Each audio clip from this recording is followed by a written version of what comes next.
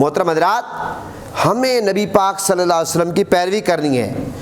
قرآن پاک میں کیا آتا ہے؟ وما آتاکم الرسول فخذوہ وما نہاکم عنہ فانتہوا، جو کچھ تمہیں اللہ اور اس کا رسول عطا فرمائے وہ لے لو، اور جسے منع فرمائے اسے رک جاؤ۔ قرآن میں آتا لقد کان لکم فی رسول اللہ اسوۃ حسنہ، یقیناً تمہیں رسول صلی اللہ علیہ وسلم کی پیروی تمہارے لیے بہترین نمونہ ہے۔ قرآن میں آتا ہے کہ قل ان کنتم تحبون اللہ فاتبعونی یحببکم اللہ، اے حبیب فرما دو کہ لوگو اگر تم اللہ سے محبت کا دعویٰ کرتے ہو تو میرے فرما بردار ہو جاؤ۔ جو بندہ یہ دعویٰ کرے کہ میں اللہ سے محبت کرتا ہوں، اس وقت تک وہ محبت میں پورا نہیں ہو سکتا جب تک نبی پاک کی پیروی نہ کرے۔ جو اللہ سے محبت کا دعوے دار ہے، اس دعوے کی دلیل نبی کی محبت ہے، اور پھر جو نبی سے محبت کرے گا پھر اللہ اس سے محبت کرے گا، اللہ تعالیٰ اس کے گناہ بخش دے گا۔ اللہ نہایت ہی مہربان ہے۔ محترم حضرات، ہمیں سوچنا چاہیے، یہ ویلنٹائن ڈے مناتے ہیں، اپریل فل دن مناتے ہیں، یہ نئے سال کی خوشی ہو رہی ہے جناب، اور یہ آتش بازی ہو رہی ہے، یہ شراب نوشی ہو رہی ہے، یہ بے پردگی ہو رہی ہے، یہ وقت کا ضیاع ہو رہا ہے۔ یہ سارے کام جو ہم کرتے ہیں، یہ کس کو ہم فالو کر رہے ہیں؟ یہ ایک کام بھی ایسا نہیں ہے جو اسلام کے مطابق ہم کر رہے ہوں۔ یہ سارے کے سارے کام وہ ہیں جو اسلام کے ہم خلاف کر رہے ہیں۔ اسلام تو یہ کہتا ہے کہ اپنا محاسبہ کرو۔ اب نیا سال آ رہا ہے، پچھلا سال ختم ہو رہا ہے، سب سے پہلے ہمیں محاسبہ کرنا چاہیے۔ اسلام کیا کہتا ہے؟ حاسبوا انفسکم قبل ان تحاسبوا، فرمایا اس سے پہلے کہ تم سے بروز قیامت حساب لیا جائے خود اپنا محاسبہ کرو۔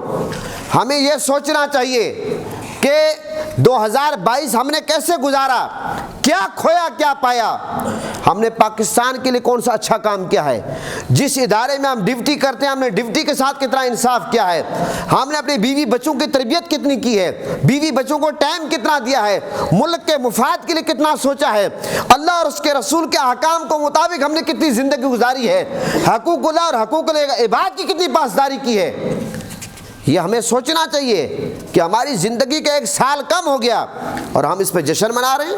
آقا علیہ السلام نے فرمایا کہ 2 نعمتیں ایسی ہیں جس کے بارے میں بہت سارے لوگ خسارے میں ہیں۔ میرے آقا نے فرمایا 1 تندرستی، 1 فراغت۔ جو کام آپ صحت میں کر سکتے ہیں وہ بیماری میں آپ نہیں کر سکتے، اس لیے تندرستی کو میرے آقا نے فرمایا غنیمت جانو، غنیمت جانو۔ اور اس کے علاوہ فراغت، جو کام آپ فراغت کے اوقات میں کر سکتے ہیں تو مصروفیت کے اوقات میں تو آپ نہیں کر سکتے، اس لیے میرے آقا نے فرمایا تندرستی اور فراغت کو غنیمت جانو۔ اور میرے آقا نے فرمایا کہ 5 چیزوں کو 5 سے پہلے غنیمت جانو۔ وہ کون سی ہے؟ اپنی جوانی کو بڑھاپے سے پہلے، جو کام آپ جوانی میں کر سکتے ہیں بڑھاپے میں نہیں کر سکتے۔ میرے آقا نے فرمایا صحت کو بیماری سے پہلے، اگر آپ صحت مند ہیں تو آپ عبادت کر سکتے ہیں، ریاضت کر سکتے ہیں، نیکی بھلائی کر سکتے ہیں، بیماری میں آپ نہیں کر سکتے۔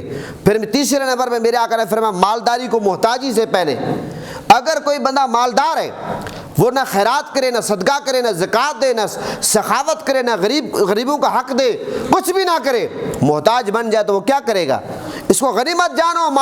میرے آقا نے فرمایا کہ مالداری کو محتاجی سے پہلے، فراغت کو مصروفیت سے پہلے، اور میرے آقا نے فرمایا اپنی زندگی کو موت سے پہلے غنیمت جانو، اپنی زندگی کو موت سے پہلے غنیمت جانو۔ اس لیے حضرت سیدنا عبداللہ بن مسعود فرماتے ہیں میں اتنا نادم کسی چیز پر نہیں ہوتا، اتنا شرمندہ کسی چیز پر نہیں ہوتا جتنا نادم میں اس دن کے گزرنے پر ہوتا ہوں جو میری زندگی کا کم ہو گیا ہے۔ جو میری زندگی کا دن کم ہو گیا میں نادم ہوتا ہوں، شرمندہ ہوتا ہوں کہ مجھے آج کے دن یہ کرنا چاہیے تھا، یہ کرنا چاہیے تھا، میں نے کیا ہی نہیں ہے۔ لیکن ایک ہم ہیں جو اتنے بے شرم ہیں، سال گزر جاتا ہے ہم خوشی منا رہے ہیں۔ کوئی بندہ یہ نہیں سوچتا، گریبان میں نہیں جھانکتا کہ سال گزرا ہم نے کیا کیا ہے، ہم نے کون سے گل کھلائے ہیں، ہم نے کیا کیا۔ ہمارا ملک قرضے کے تلے ڈوبا ہوا ہے، ہمارے کاروبار، ہمارے بزنس، ہمارے معاملات ہم سود کے تلے دبے ہوئے ہیں، ادھر ہم جشن منا رہے ہیں۔ اور آقا حضرت سیدنا حسن بن بصری کا قول ہے اے ابن آدم تو ایام ہی کا مجموعہ ہے، تو ایام ہی کا مجموعہ ہے، جب ایک دن گزر گیا تو یہ سمجھ لے کہ تیرا ایک حصہ گزر گیا، تیرا ایک حصہ گزر گیا۔ میں اسی شعر پہ اپنی بات ختم کرتا ہوں۔ شاعر کہتا ہے غافل، شاعر کیا کہتا ہے؟ غافل تجھے گھڑیال یہ دیتا ہے منادی، یہ جو گھڑی کی ٹک ٹک ٹک ہے سوئی کی، یہ آپ کو کیا ندا دے رہی ہے، کیا آواز دے رہی ہے، آپ کو اپنی طرف مخاطب کر رہی ہے۔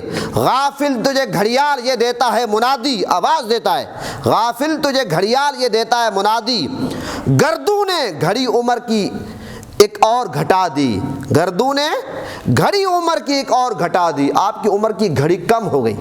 محترم حضرات، المختصر بات یہ ہے کہ ہمیں نئے سال کی خوشی اگر منانی ہے تو اس طریقے سے مناؤ کہ جب رات کے 12 بجے تو مسجدیں کھول دو، اپنے گھروں میں مصلی جائے نماز بچھا دو، اپنی بیوی بچوں کو جائے نماز میں کھڑا کر دو، سب سے پہلے قائد اعظم محمد علی جناح کے لیے دعا کرو، اور پھر قائد اعظم محمد علی جناح کا جن لوگوں نے ساتھ دیا پاکستان بنانے میں ان کے لیے دعا کرو، پھر پاکستان جو قرضے تلے دبا ہوا ہے قرضے سے نجات کے لیے دعا کرو، پاکستان کی بہتری کے لیے دعا کرو، حضور کی امت کے لیے دعا کرو، اتفاق کی دعا کرو، اتحاد کی دعا کرو، اور شکر ادا کرو کہ مولا تو نے ہمیں غلامی سے آزاد کیا، اور پھر اپنا محاسبہ کرو، اور اگر کوئی غلط کام ہوئے ان سے توبہ کرو، شرمندگی آئے، ندامت آئے، اور اگر کوئی اچھے کام کرے اس پر اللہ کا شکر ادا کرو۔